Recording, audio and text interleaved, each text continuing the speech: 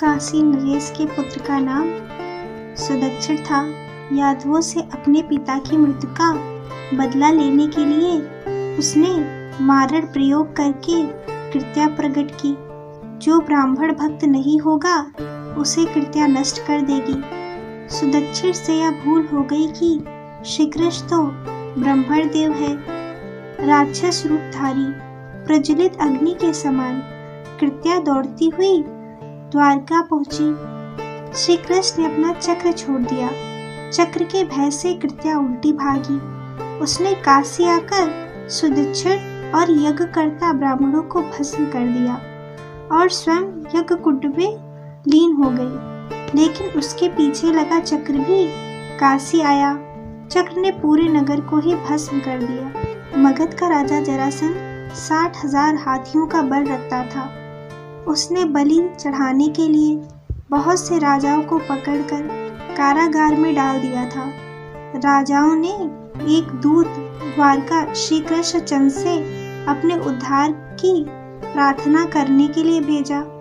इधर देवर्षि नारद जी के द्वारा धर्मराज युधिष्ठिर के राजसूय यज्ञ का समाचार श्री कृष्ण को मिला। उद्धव जी की सलाह मानकर श्री कृष्ण चंद्र यादवों के साथ इंद्रप्रस्थ आए। श्री कृष्ण चंद्र की आज्ञा पाकर युधिष्ठिर ने अपने चारों भाइयों को दिग्विजय के लिए भेजा। वे लोग दिग्विजय करके लौट आए, किंतु जरासंध नहीं जीता गया था। जरासंध के जन्म की कथा बड़ी विचित्र है। मगध देश में बृहद्रथ नाम के राजा थे। उनकी 2 पत्नियां थी, लेकिन उन्हें कोई संतान नहीं थी। एक दिन संतान की चाह में राजा बृहद्रथ महात्मा चंड कौशिक के पास गए और सेवा कर उन्हें संतुष्ट किया। प्रसन्न होकर महात्मा चंड कौशिक ने उन्हें एक फल दिया और कहा, ये फल अपनी पत्नी को खिला देना, इससे तुम्हें संतान की प्राप्ति होगी। राजा बृहद्रथ की 2 पत्नियां थीं।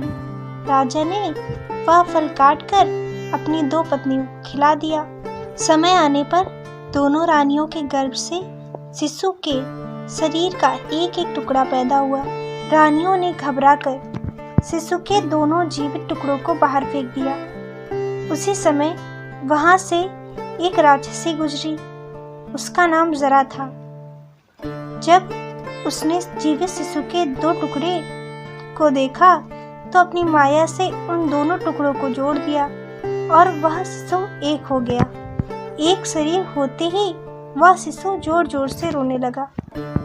बालक के रोने की आवाज सुनकर दोनों रानियां बाहर निकली और उन्होंने उस बालक को गोद में ले लिया। राजा बृहद्रथ भी वहां आ गए और उन्होंने उस राक्षसी से उसका परिचय पूछा। राक्षसी ने राजा को सारी बात सच सच बता दी। राजा बहुत खुश हुआ और उन्होंने उस बालक का नाम जरासंध रख दिया, क्योंकि उसे जरा नाम की राक्षसी ने जोड़ा था। श्री कृष्ण अर्जुन और भीमसेन के साथ ब्राह्मणों जैसा वेश बनाकर मगध पहुँचे। उन्होंने जरासंध से द्वंद्व युद्ध मांगा। जरासंध ने भीमसेन से गदा युद्ध करना स्वीकार कर लिया। 27 दिनों तक लगातार गदा युद्ध होता रहा। 28वें दिन श्री कृष्ण ने युद्ध के समय एक दिन का उन्हें चीर कर दिखाया। भीमसेन श्री कृष्ण का संकेत समझ गए। जरासंध को पटक कर उसके एक पैर पर पैर रखकर दूसरा पैर पकड़कर उन्होंने उसको बीच से चीर डाला।